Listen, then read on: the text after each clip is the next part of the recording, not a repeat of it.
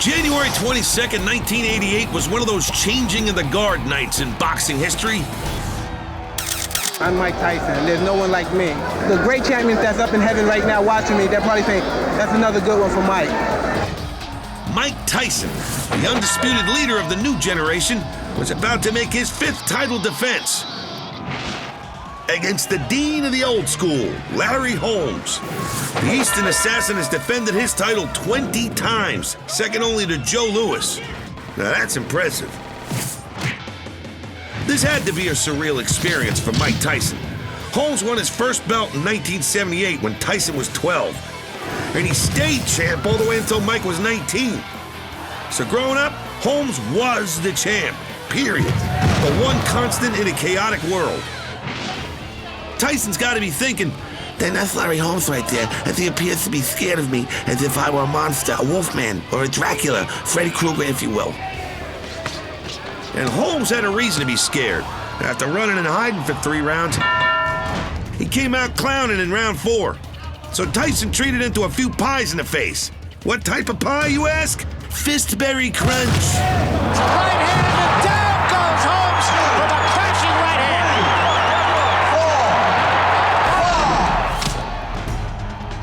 Our gargantuan right hook sends Holmes into body spasms. He doesn't know what just hit him. So seconds later, Tyson breaks him off another piece. And down he goes again from another right.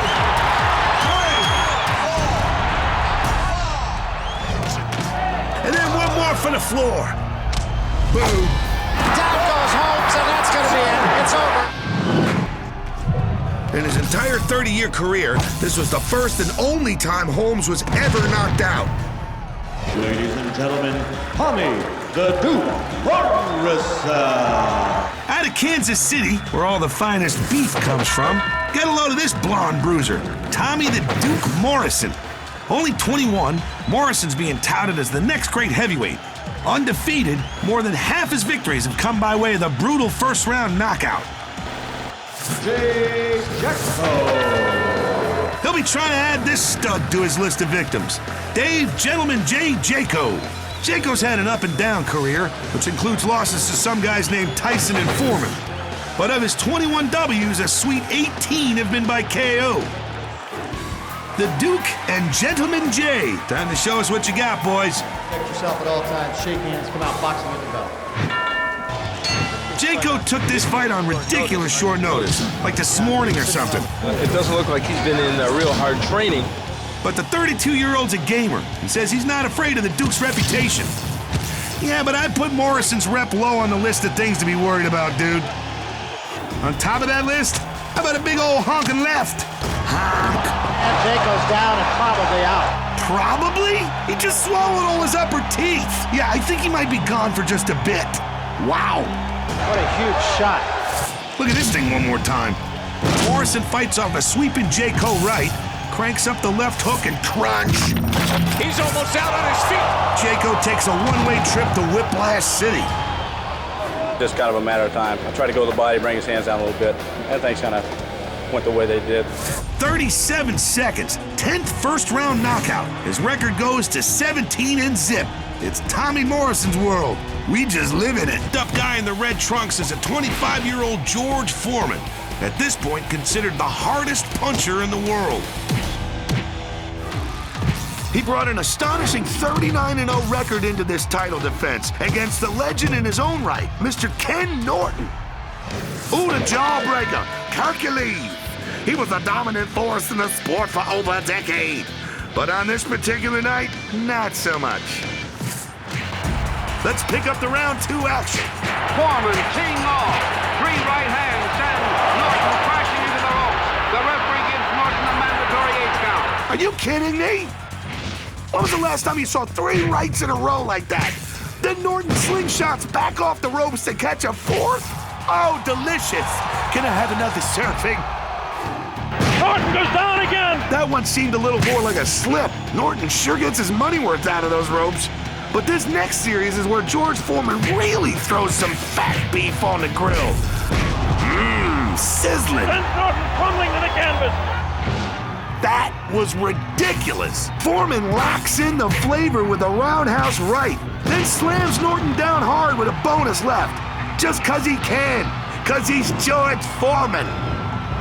But fear not, better days were just around the corner for Ken Norton. As for George, he'd lose his belts in his very next fight, the immortal Rumble in the Jungle against Ali. But for tonight, he proved he was still the undisputed most feared man on the planet. We crack open the time capsule and it's suddenly March 3rd, 1968. A New York crowd has packed Madison Square Garden to see a future legend. The 24-year-old fighting machine in red trunks, Smokin' Joe Frazier. A one-man wrecking crew out of Philly, Frazier is so far undefeated in 19 fights and is quickly making a name for himself as a brutal force in the ring. Looking for his 20th straight SmackDown, Smokin' Joe will have to blast his way through a mountain of a man to get it. Undefeated Buster Mathis. Tipping the scales at 243 pounds, this guy's got almost 40 libs on Frazier. He's looking to make a tasty meal out of him tonight. Now at this point, Muhammad Ali has just been stripped of his title for draft dodging, and the World Heavyweight crown is up for grabs. We pick up the action in the 11th round as both men have been pounding each other, bringing the heavyweight hurt. Buster Mathis and Joe Frazier really going at it, each man refusing to give ground. Ooh, and Buster busts a couple of rights to Joe's mug, but he didn't even feel it. Frazier could get hit by a bus and shake it off. But bam! Frazier comes back with a double dose of uppercut jawbreakers. Mathis is starting to look like a side of beef that's been marinated and getting ready for the grill. Everybody knows Mathis has dynamite in those meaty mitts of his. One monster blow to Joe's kisser could still end this thing in his favor, but not on this night, big man. Frazier rips a sharp left hook to the jaw, and the 240-pound Mathis hits the canvas. As an exhausted Mathis leans his load on Frazier, Smokin' Joe sets him up with a quick right and follows it with a lightning left. Buster boards the express elevator, going down. Frazier rips a sharp left hook to the jaw, and the 240-pound Mathis hits the canvas. Yeah, and he's dropped off on the ground floor. The Man Mountain has served up his first defeat. And Smokin' Joe celebrates his first World Heavyweight title with the traditional spitting out of the mouthpiece. 1968. It was a simpler and classier time. Here comes arguably the most underrated heavyweight champ of all time. From Easton, Pennsylvania, the Easton Assassin, Larry Holmes. By late '83, his brilliant career was in full bloom. He was even closing in fast on Marciano's unbeaten streak. If Holmes was at the peak of freshness, his opponent tonight was a little green. Sure, Marvis Frazier inherited plenty of talent from his dad, Smokin' Joe Frazier. But after only 10 pro fights, how could he be ready for a challenge like this? Just look at the contrast between the scary and the scared. Check out Pops. Even he's worried. Too late to back out now. Let's get it on. A lot of history here tonight for you memorabilia nerds. This is the very ring where Holmes first won the title from Ken Norton 5 years earlier. And Marvis Frazier has on the same trunks his dad wore when he beat Muhammad Ali. Someone must have dry cleaned all the magic out of those drawers because Marvis is about to get rocked. The long right hand. Well, look at that. He's been down as an amateur, Marvis Frazier, but it's the first time as a pro. Oh man, that right was like some kind of human rights violation. Check it out again.